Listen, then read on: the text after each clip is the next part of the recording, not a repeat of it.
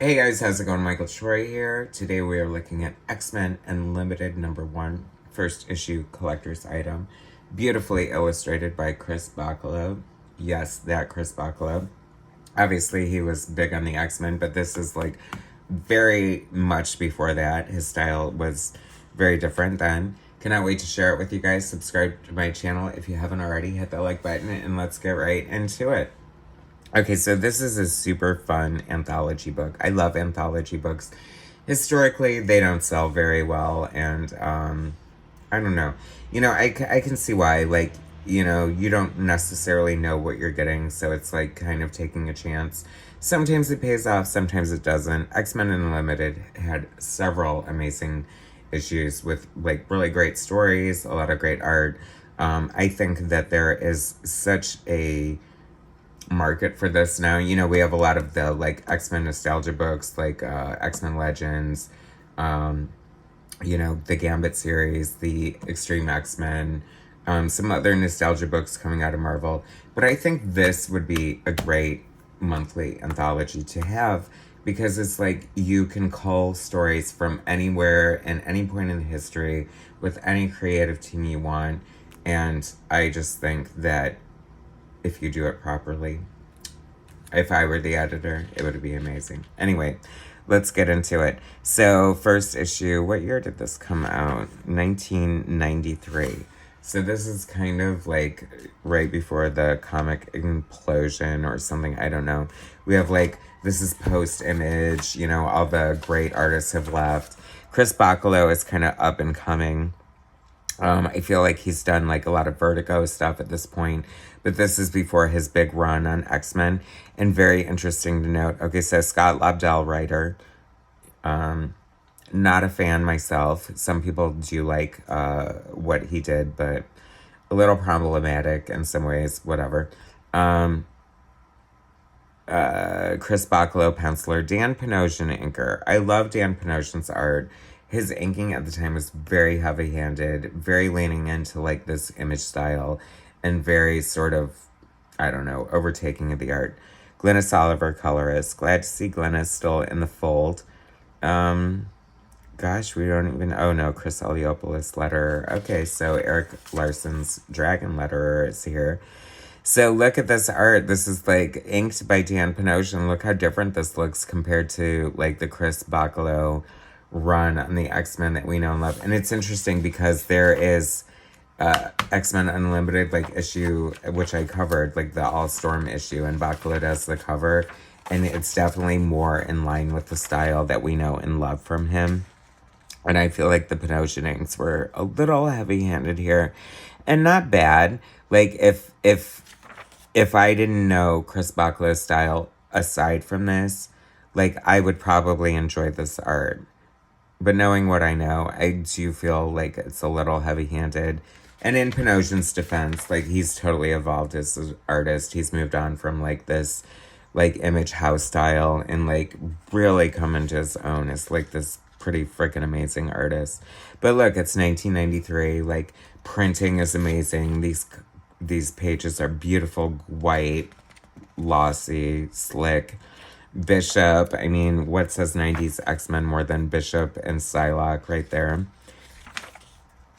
Psylocke's such an interesting character. Has anyone ever unpacked, like, the whole weird, like, fact that she was British and then she became a ninja and Asian and blah, blah, blah? I mean, weird, right?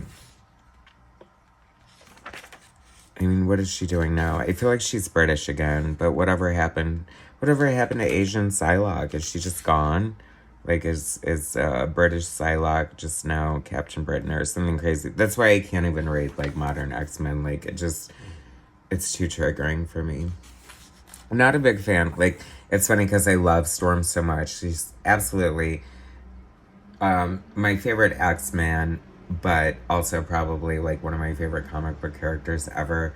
Like the best evolution of a character, the most well-rounded journey arc of a character I think I've ever seen. Mostly, obviously, thanks to Chris Claremont. She's been drawn beautifully over the years. She's a majestic, beautiful character. I love her so much.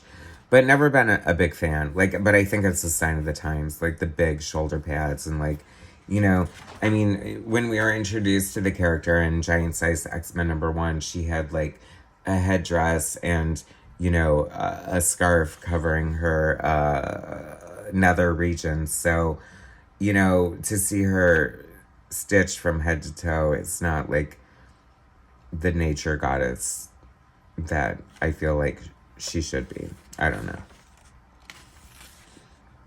Fun, cool, trippy art. See, it's funny because I feel like even though, and you know, if you watch my videos, you know, like I talk a lot about the inking and the finished art and the evolution of artists and things like that. And a lot of times, even though if you're getting a weird inker or a different inker or a heavy-handed inker, you can still see a lot of the fundamentals of the artist and the sort of, you know, like just the way they pose the characters or their layout and their design here. Like this looks very Bachalo right here, like with the faces and stuff like that, like from, you know, the era of like the Death miniseries and things like that. Cyclops looking very interesting, right? Without his visor. I don't know. X-Men Unlimited was really, really good. Like, so many great things coming up with this. And I do have, like, a few more issues. I've done a couple, but I do have some good issues coming up with this X-Men Unlimited. I like the whole anthology aspect of this. This sort of follows the classic X-Men. You know, you sort of can interject and add to the, you know, it's like, especially with something like X-Men and that was written by Chris Claremont for so long. He was dropping nuggets left and right, notoriously known for like storylines that did not tie up and things like that. So I absolutely love, like, I'm in love with the new Extreme X-Men. It's a sequel to the Kitty Pryde and Wolverine miniseries, and it just feels good to me. You can criticize it all you want. Maybe it seems weird. Why call it Extreme X-Men? But, you know, it's a place to tell the story, and he's reunited with his Extreme X-Men co-creator, Salvador Larroca, and it's really good, so I recommend it, is what I'm saying. I mean, I remember at the time it was very exciting, sort of, and very different for Chris Bachalo, like Mr. Vertigo, Mr. Death, Mr. Sandman, whatever, to be drawing X-Men comic books, and this is pretty much the first time he did it. So it was very cool and very fun and very historical. And I wish they would bring back a great anthology book like this for the X-Men, because it totally has merit. So here we have like a cover gallery, Joe Quesada doing the X-Men. That's kind of interesting with his extreme 90s anatomy there. Carrie Gamel, very traditional comic book artist, very great, solid comic book artist. Who do we have after Gamel? Mark Bagley and Terry Austin. That's so interesting. I feel like I haven't seen a lot of Terry Austin inking Mark Bagley. And as usual, Austin elevates it. Bagley's kind of hit or miss for me, and he really did him a solid on that one. I think it looks great. Brian Stelfreeze, great, Gaijin Studios alumni. Amazing artist. I've always loved his stuff. Greg Capullo, and very interesting to see the evolution.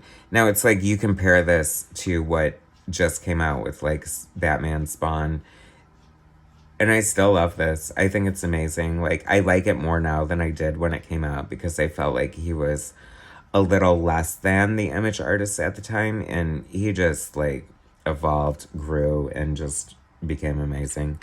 And look at all these shell casings. Stephen Platt, where you at? What's happening here? Who's this artist? I don't know. I do like that art. Is that Joe Quesada once again? Greg Capullo.